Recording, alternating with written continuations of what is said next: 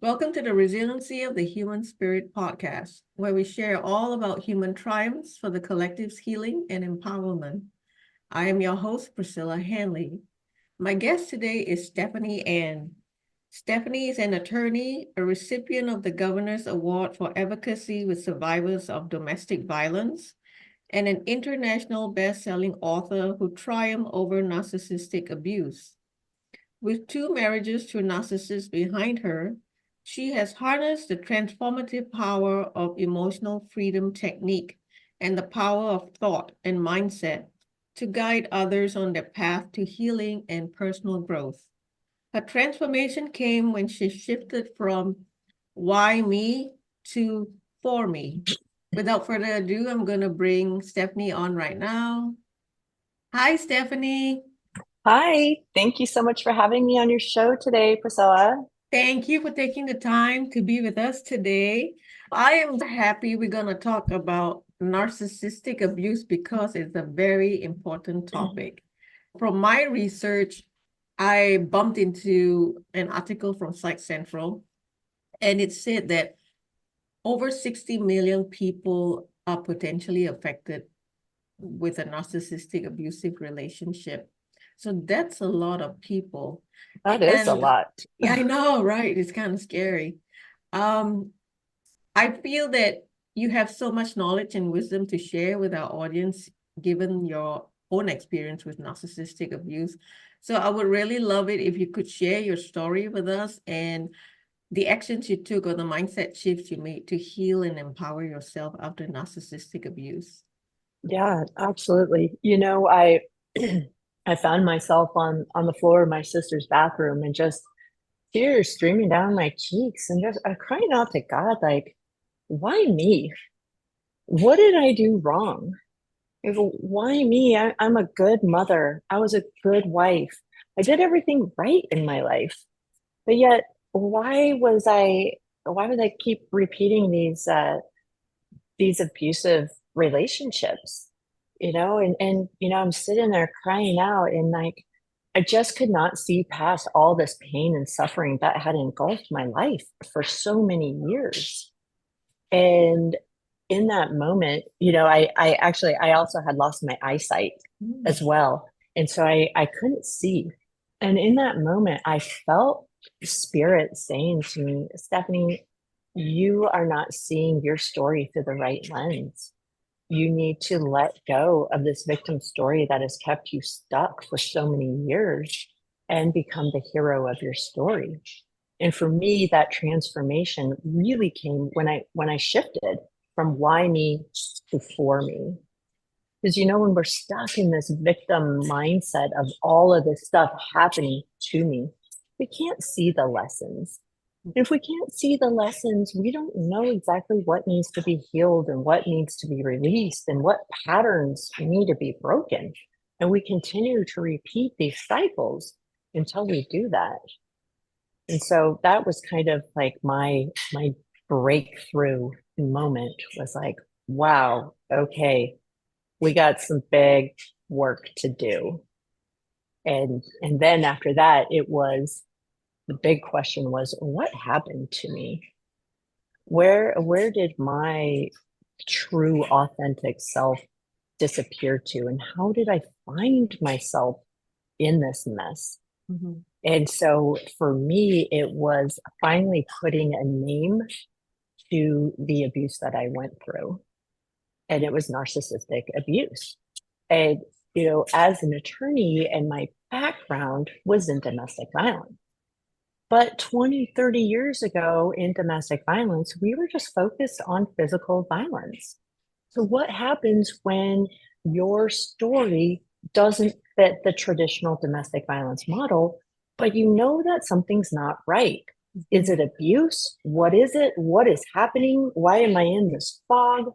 And, it's emotional and psychological abuse. And when you're with a narcissist, it is like um, death by a thousand cuts.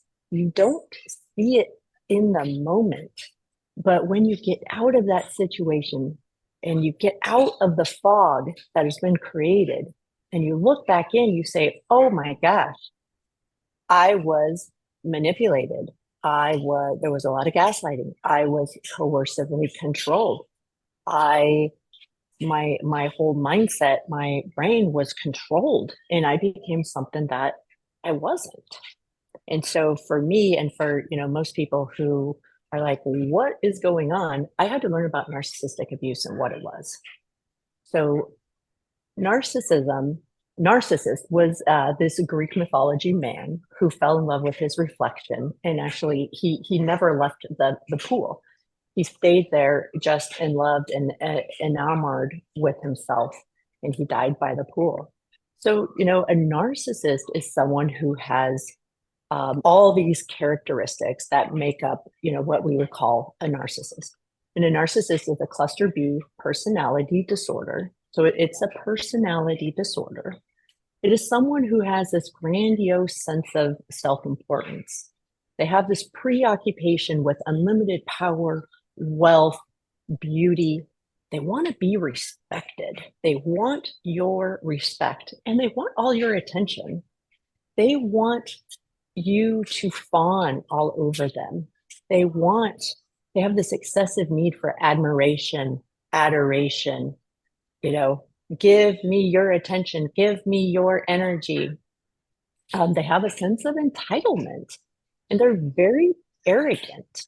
And so, some people would say, oh, well, isn't it good to be confident, to be secure, to know what you want, and to have a strong, healthy ego? Yeah, those things are great, but that's not what a narcissist is. They portray all of that stuff, but really deep down, they are buried beneath many layers of protective self. They have a very fragile ego. They have a very low self-esteem. Mhm. They are very insecure people. And that saying, hurt people hurt people. They are very hurt and very wounded. And over time, whatever has happened in their past, they have created this new person, all these new personalities. So it is a personality disorder. It sounds like it's a mental health condition. Yeah, it is a mental disorder. Mm-hmm. And so it's, they have all these, when you've been through traumas or you've been through hard times in your life, some people will disassociate and then put on a new protective layer of self. Right. And then it becomes a disordered personality. So that's what narcissism is. Mm-hmm. It is a mental disorder. It is a disordered personality. And so it's not like they have a big sign flashing on their head. I'm a narcissist. I'm going to abuse you. Don't come near me. Yeah. It's actually the opposite. Most narcissists are very charismatic people. They are very charming. They are beautiful. And they know how to work a room. They know how to work their magic on people to get what they want. And so, there is a cycle of narcissistic abuse, similar to domestic violence. There's the cycle of domestic violence. In narcissistic abuse, there's a cycle of abuse as well. It starts out with the idealization phase, then the devaluation with intermittent love bombing, and then the discard. So the idolization phase, this is the beginning of the relationship. When you first get into a relationship with someone, it's fun, it's exciting. You want to get to know them and you want them to get to know you. But when you enter in a relationship with a narcissist, it is as if they put you on this pedestal. It is as if they begin to worship you. They love everything about you. You have no flaws. You can do no wrong. You are perfect and wonderful and amazing. And they treat you with kindness, with love. I'm putting in quotes right now, with love and respect. For me, with my second husband, I'll use that as an example because that is closer in time. When I met him, I It had been about 2 years since I had left my first husband. I thought I was healed. I thought I was ready to date. I made a list, tall, dark, handsome, divorced dad with little boys, because I was a divorced mom with little boys.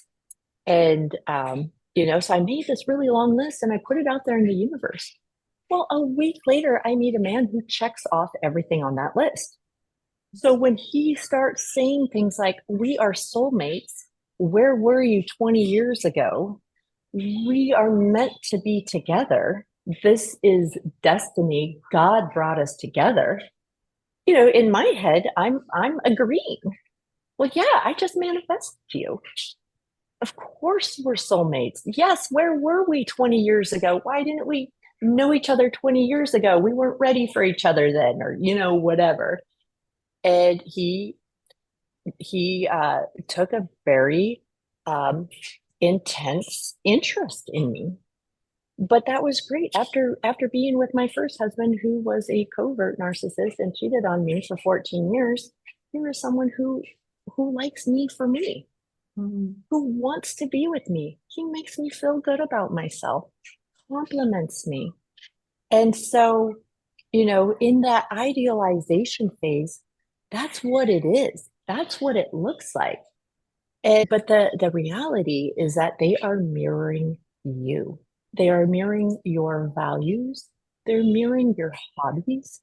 They're mirroring your goals and your bucket list.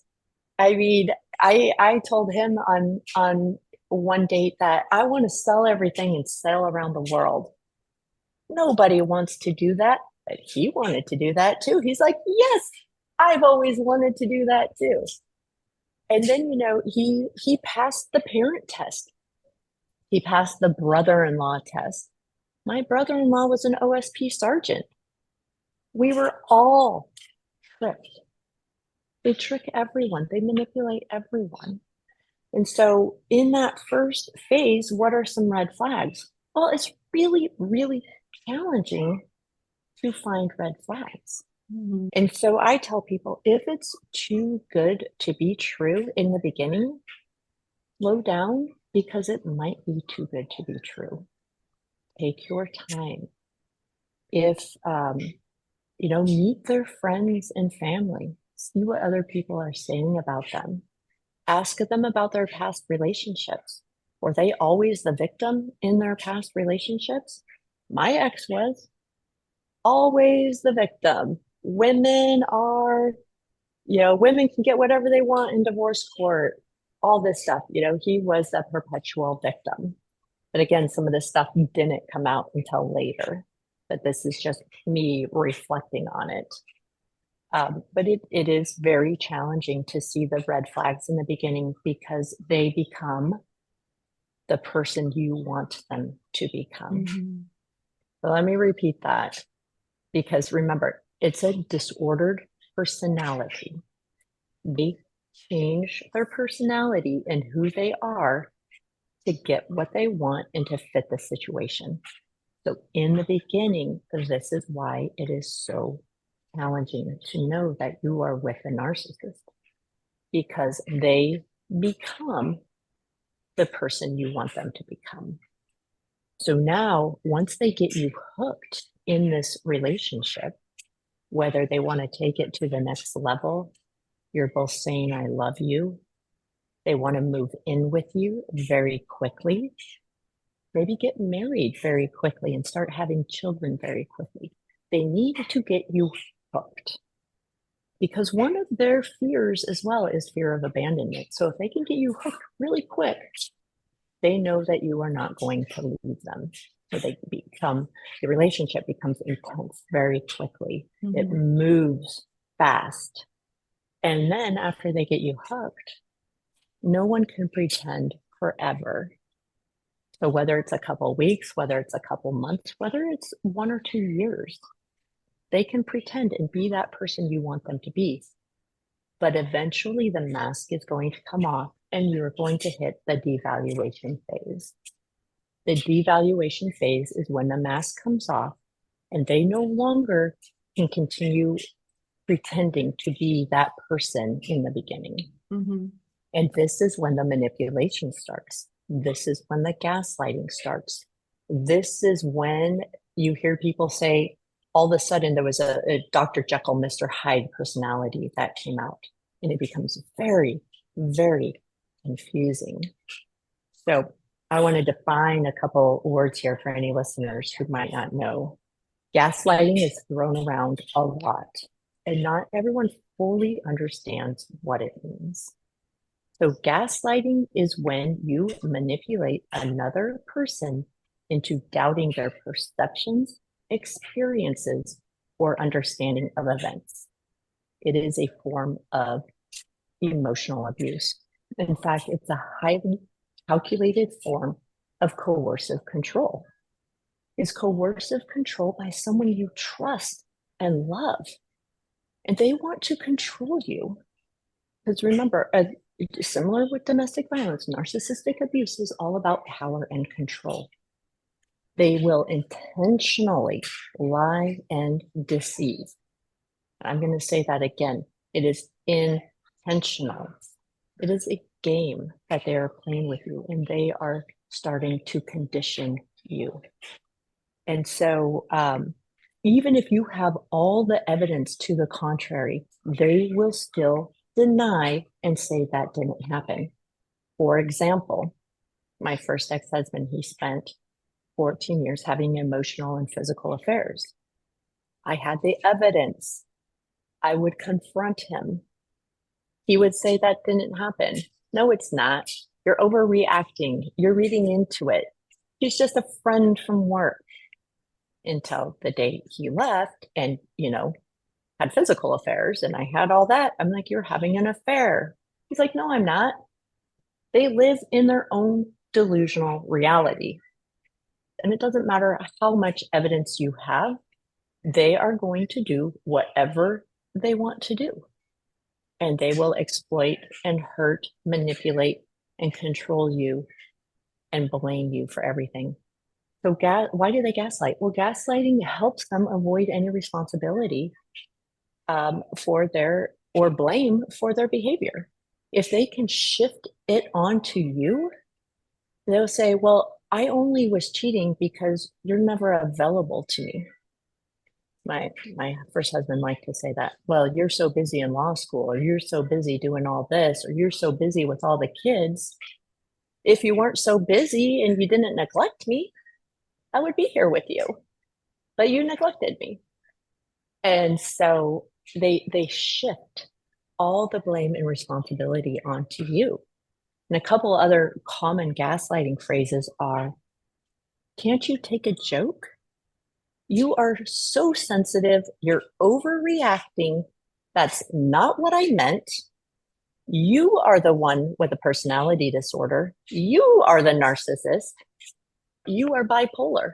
You need to go seek help. That is gaslighting.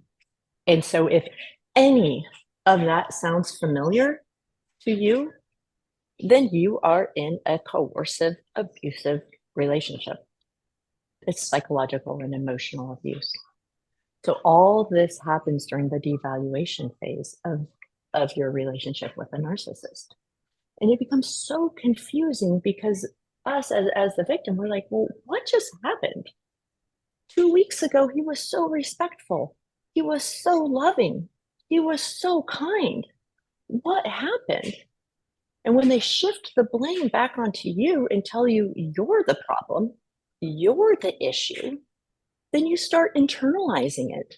And that's why over a long period of time, gaslighting is extremely harmful. You start doubting yourself. You stop listening to your own intuition. You start thinking, what is wrong with me? And who do I need to change now to become the person to get that first guy back that I fell in love with? Who do I have to become now to get that guy back? Mm-hmm. And isn't it interesting if you see that? Like in the beginning, they become the person you want them to be. In the devaluation, we try to become the person they want us to be. Yeah, good point. They mess with your mind and your emotions. And so now you have all this, the criticism, you have the disrespect. You have all this blame shifting, all of this lack of responsibility. You think it's you, and then they'll show up and they'll start love bombing you all over again. They may disappear for a couple days in the bedroom, pouting over something, and then wanting you to go and confront them, to fawn all over them. What's wrong? How can I help you? Why are you so unhappy today? What will make your day better? What can I do to support you? And how can I love you today? Mhm. And that is what they want, because now we are so deeply emotional, and we're reacting out of this place of emotions. Like, how can we better their lives and help them? And we start to neglect ourselves. And then they will come out of the bedroom 3 days later as if nothing ever happened and just say, hey, it's a great day. Let's go out to lunch. Let's go do this. Let's go do that. And you're sitting here saying, wait a second, you just shut off your whole family for 3 days. You didn't talk to anyone. You gave all of us a silent treatment. We have no idea what's going on. I'm so confused. And they'll come up with whatever excuse they want. Mhm. And it leaves you feeling like, what is happening? And so that feeling of what is happening is called cognitive dissonance. They create this fog where you start to lose your sense of reality because of all the gaslighting and all of the intermittent love bombing and devaluation and love bombing. And so that's when you hear people say, like, I was asleep, I was in a fog, I know something's not right, because that's what I would say. Something is off and I don't know what it is. Should we go to therapy? What do we need to do to fix all this? Mhm. But the thing is, you can't fix something that someone is intentionally doing to you.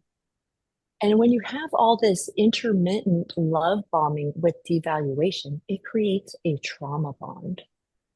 And a trauma bond is, most people, it's easy to kind of explain when sometimes there's these big sensational cases where someone's been kidnapped, and it's, you always hear Stockholm syndrome, right? Mhm. It's and you're like, why is the victim not wanting to testify against that guy? And now they're married and now they have a baby together, and it's like, what? That's a trauma bond. Right. Similarly, when you are in a relationship with a narcissist, with all of this intermittent love bombing and devaluation, it creates a trauma bond.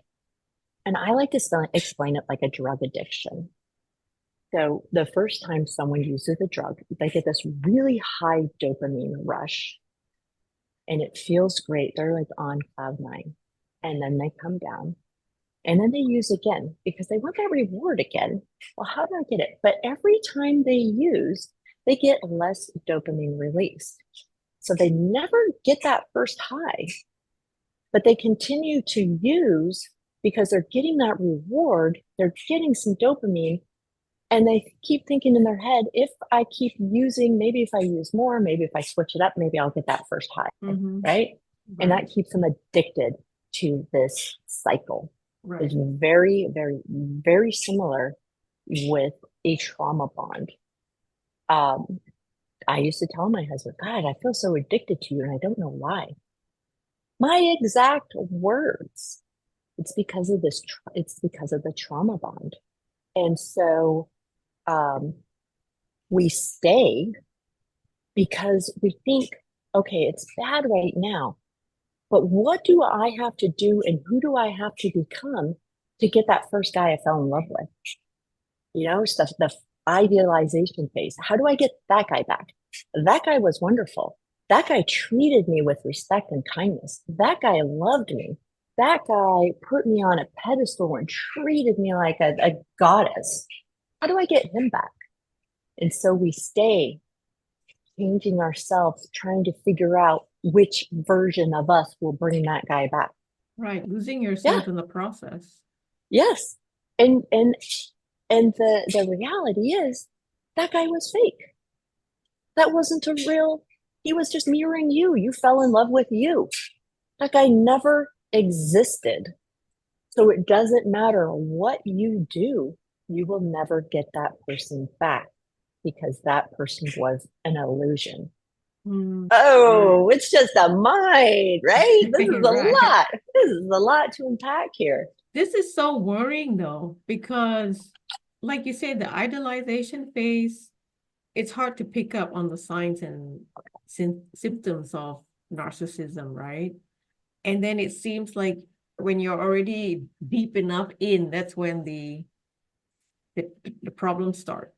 So Yeah. how does one kind of get out of this? How do you get out of this? Yeah, no, that's a great question. And so I always say there's only two ways out.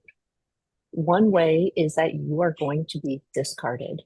And that is exactly what it sounds like. What do we discard? We discard trash, right? We discard something we've used up and we no longer need. It doesn't benefit us anymore or it's broken. We discard it. And that is what happens when a narcissist has used you up. When you are no longer fun, when you are no longer playing the game, when you are no longer reacting the way they want you to react, um, or they've completely programmed you and you're just this robot who will do everything they want them to do, but they don't want that either because that's not a challenge. That's not fun. Then they discard you. They leave and they don't come back, or they may leave and discard you and then hoover you back later and keep you on this cycle where they have multiple people out there as their source of supply to give them the fuel they need to continue existing. Mhm. Or you find worthiness and courage within yourself and you say, I've had enough. It's not going to get any better. The cycle is, I'm done playing the game. And that takes courage. It takes understanding what has happened to you and knowing that we cannot change them. We cannot love them enough for them to change, and we cannot change ourselves enough to become whatever it is we think they need. We can't, they will not change.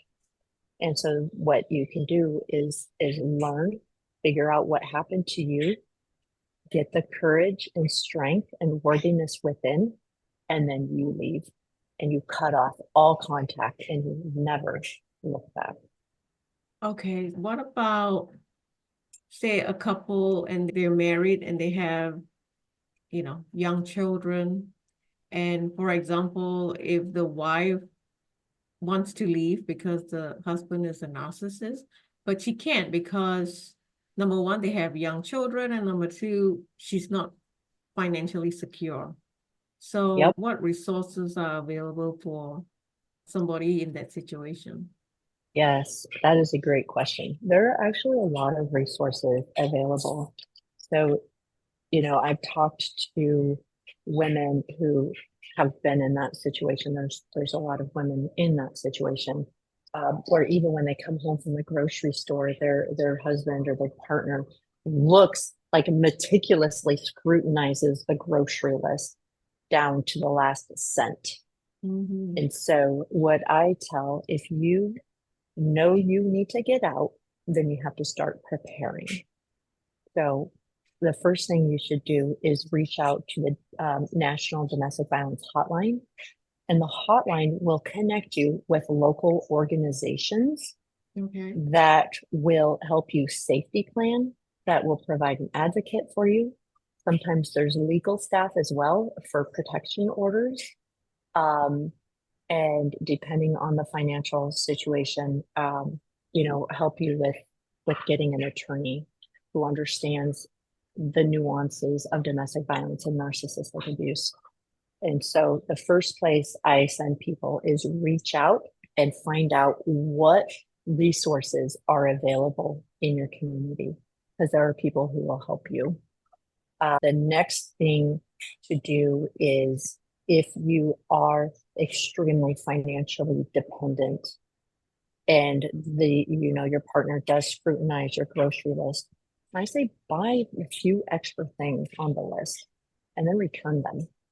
And even if it's $25, $50 a week, start putting that money somewhere and saving it. Make photocopies of all your important documents. Get your passports, your children's birth certificates. Make photocopies of everything and open up a safety deposit box, or have a friend that you trust keep all these important information. Know where the money's at. Where's the bank accounts? Unless you don't have any knowledge of that. But try to get all your legal documents and all your kid documents in order. School papers, immunization records, whatever it is that you could need.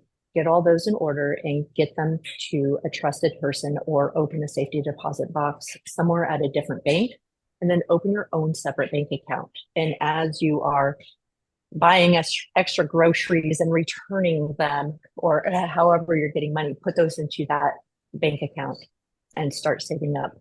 There are grants, domestic violence grants. I got one when I was leaving as well. It's a $1,200 grant, and it is given to you to leave safely. And so that's why I really want the listeners to know that there are a lot of organizations out there that will help you, and that will help you restart your new life. Like when I left, I didn't have anything. I had to leave everything behind, everything for my safety. And so it's like when I got out on my own, I didn't have any furniture. I didn't have any clothes.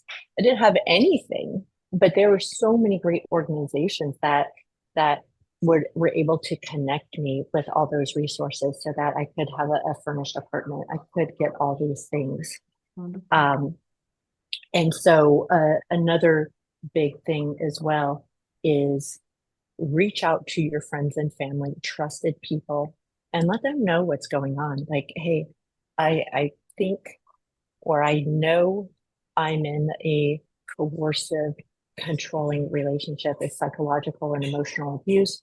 He hasn't hit me yet, but, and I say yet, because the longer you stay, and if you start not responding, if you start not reacting, and they can't control you, they will resort to physical violence.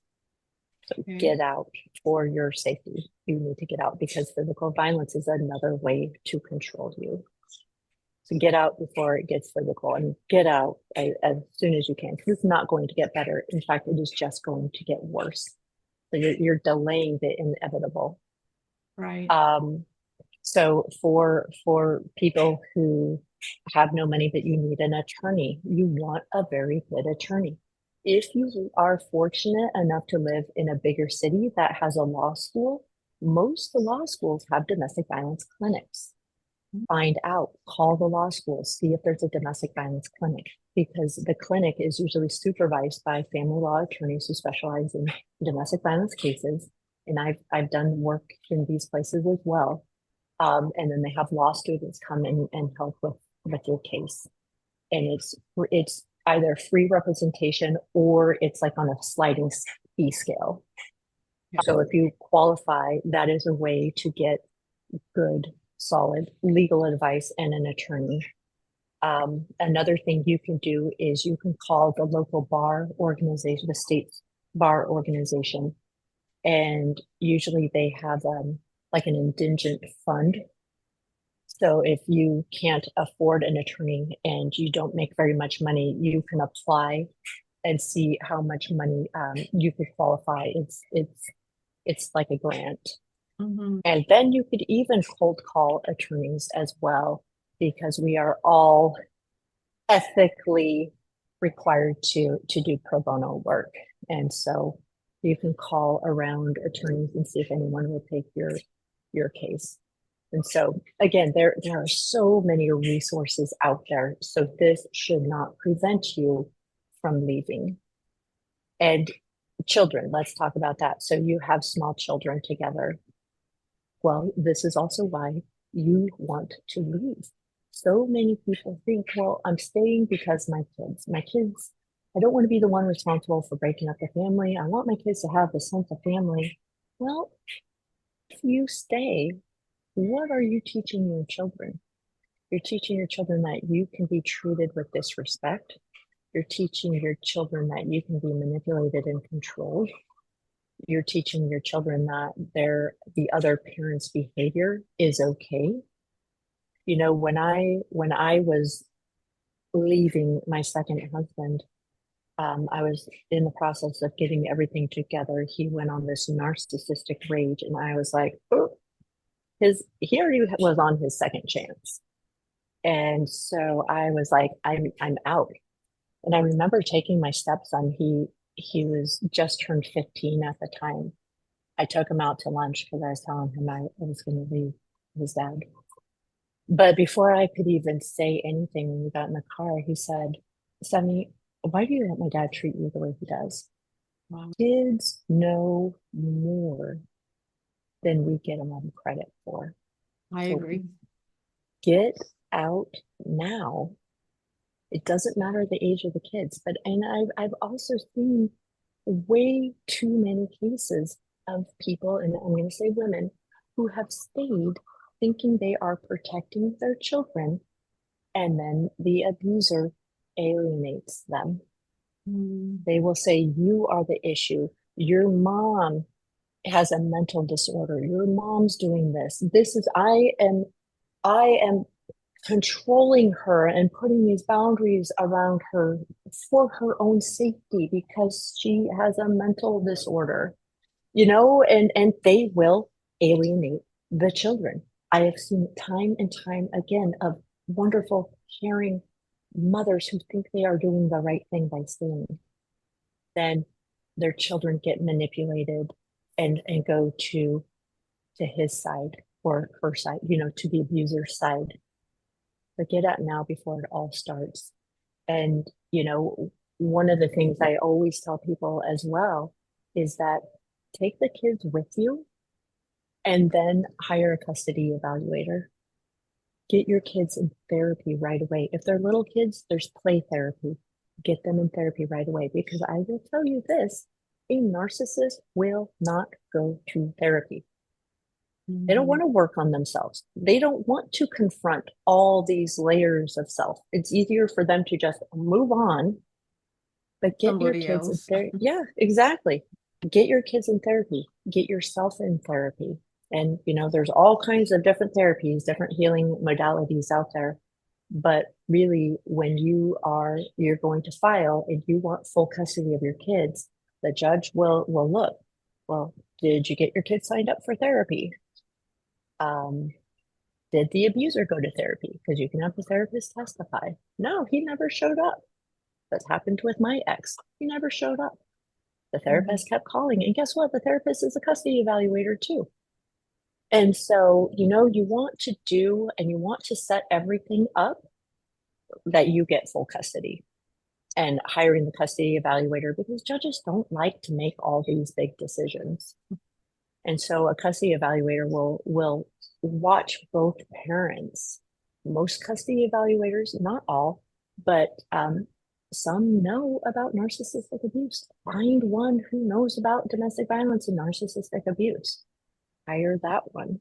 And it's going to cost you a little bit, but it is worth it, because the judge will usually 99.9% of the time default to whatever the custody evaluator says in the report. Right. So I always say, get a custody evaluation done. And then believe that it's not going to be a fight. Really, and that comes with your mindset. Like, write down the outcome you want.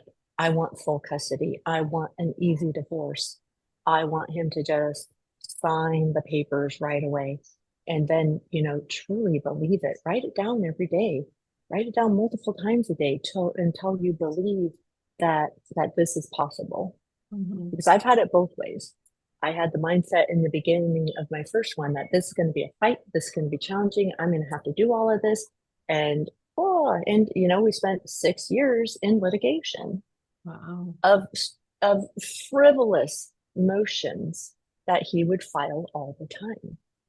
My second divorce, I changed my mindset. I said, no, this is going to be easy. This is going to be resolved quickly without a fight. I'm going to get everything I want. I'm going to get custody. He's not going to have parenting time. And I said that for months and months and months and visualized it. And guess what? It happened exactly the way I wanted it. I got everything I asked for, and he doesn't even have parenting time. So, it's the mindset is huge. So those are some of the things that I suggest, as a legal person, but also as someone who has gone through this twice. And never tell them you are leaving.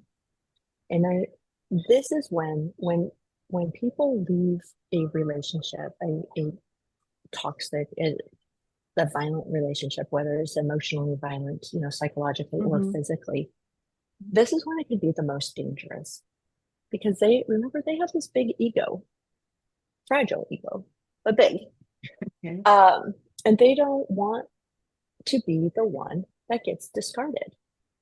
They don't want to be the one that's left. Again, a lot of them have this fear of abandonment, and they will make your life miserable, and they may even take it to a physical level if you try to leave. So you need to do all of this in a way that nobody knows except for your trusted friends and family, and maybe the domestic violence advocates and your attorney and all that stuff. Never confront a narcissist and tell them that they are a narcissist. You're just setting yourself up for a bad day. Oh yeah, you're gonna. So don't do that, and don't exactly, and don't tell them you're leaving. Just find a time when maybe they're not there or whatever. Get all your ducks in a row, and then quietly leave. And then when you leave, you have to go no contact. Because if you don't, they will hoover you back. We say hoovering because it's like a vacuum. They will suck you back in. And I will tell you from personal experience, I have had that happen. I left my ex-husband for 2 months, and I was doing really well. And then his mother kept calling me. He's changed. He loves you. He's so sorry. Drop the restraining order. Drop the divorce. He doesn't want to lose his family. Please, he cries every day and tells us how much he loves you. They will send their people to get you to change your mind. And in the beginning, remember, you're still in this phase, this fog. You are addicted to them. So think of it as a drug addiction. You're addicted to them. You're trying to go cold turkey, no contact, and then they start sending their friends. He's changed. He loves you. Come back to him. And then you go back. Maybe they're great for a month. My ex was great for 3 months. It was back to the first guy I fell in love with. He showed up. Wow, they know what they are doing. See, they know how to treat you well. They just don't want to. And then we went through the cycle again after 3 months, and the evaluation, then all this. And then it was like, why did I go back? Get me out of here. And then it took, another year or two before I was able to get out. And the second time I went completely, I had to cut off his family and him. And, just for my own safety. And so just so that no one would manipulate me into going back. He's sending my sisters like love songs. I love Stephany. Where is she? And my whole family had to block him. And so, these are things you have to think about. I want to switch to your healing journey now. What resources helped you to heal yourself? In the beginning, I was talking about how I was laying on my sister's floor, just like, why me? I'm in this mess of my life. I'm trying to leave. I'm trying to all this stuff. And I just couldn't get past the fact that these were two monsters trying to destroy my life. My first ex-husband, all this court, all this litigation, trying to alienate the kids and stuff. My second husband, all this other stuff. And so, that was my mindset. These two guys are trying to destroy my life. people would ask, well, what's the lesson, Stephany? Well, there are no lessons. And when you're stuck in this victim mindset of, I didn't do anything wrong except for love two toxic men, you can't see the lessons. And so when I had that kind of an epiphany moment, like you're not seeing your life through the right lens, I said, okay, so what if my two ex-husbands were not monsters trying to destroy my life? What if they were teachers sent here to teach me very powerful, hard lessons? And what would those lessons be? Because again, when you're stuck in victim, you can't see the lessons. So you have to just make that shift and pretend. Even if you don't believe, you just pretend. And so I got a journal, a blank journal, and I said, okay, let's start with my first marriage. What were the lessons? What did I learn from my first husband? Well, the big thing I learned was boundaries. I thought I had boundaries, and I was boundaries for him. So he spent 14 years having emotional and physical affairs. Mm-hmm. I was his boundaries police. I would police his boundaries. And when these women would come up, don't you know he's married?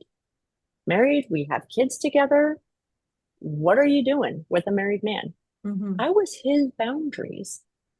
Okay. You cannot be boundaries for another person. You are only responsible for your own boundaries. So I can say, thank you, Josh, for showing me that I need boundaries. I'm only responsible for my boundaries, and I'm not responsible for anyone else's boundaries. Then, when I went into my second marriage, I thought I had boundaries.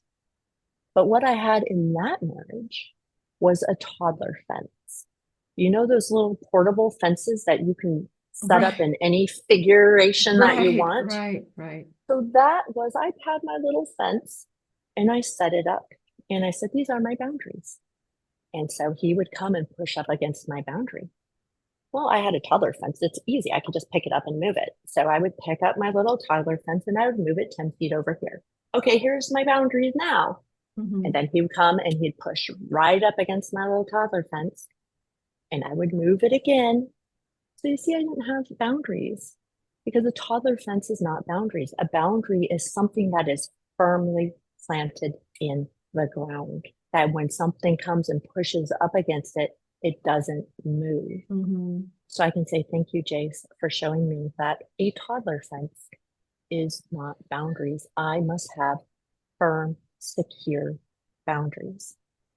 Then I could go back to my first husband and say, thank you, Josh, for showing me that I'm worthy of so much more. I put up with so much more, and I'm not willing to sacrifice myself and who I am. Mm-hmm. So, I filled up a whole journal of everything that these two marriages taught me, the lessons. And when you know what the lessons are, you know what needs to be healed now. You know what you need to work on, what needs to be released. And when I did that exercise, I knew where I needed more compassion. And I was able to forgive them. And I know a lot of people have, their own opinions about forgiveness. But when you understand that it is someone with a disordered personality, and when you understand and when you make that shift and you see them as teachers here who've taught you these lessons, it's easier to forgive. And forgiveness is for you. It is not for them. It is for you, and you release that. And I had to forgive them on behalf of my children and release that, and on behalf of me and release it.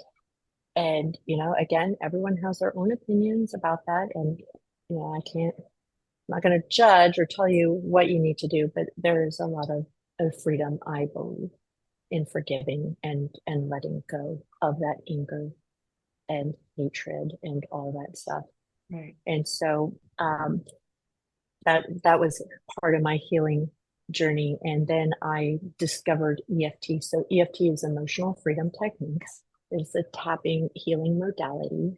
And I was very, very desperate for something. And when you're just like, you need something, but you don't know what it is. And then the divine brings it to you. Right. And so I thought I was signing up to work with a practitioner. I actually signed up to become a practitioner. And, obviously I had a lot of inner work to do for me to be in this practitioner course. Because now, instead of, I thought I was going to do 5 sessions, I was doing like 5 sessions every day. I mean, we had to do hundreds of hours and working on each other. And so I just spent, hours, days, weeks, months, and now years doing EFT and really working on myself. Because what happens when you leave a narcissistic abusive relationship, you have been conditioned. Your mind and your brain have been reprogrammed. It's as if they release a virus. Think of it as a computer. They've released a virus into you.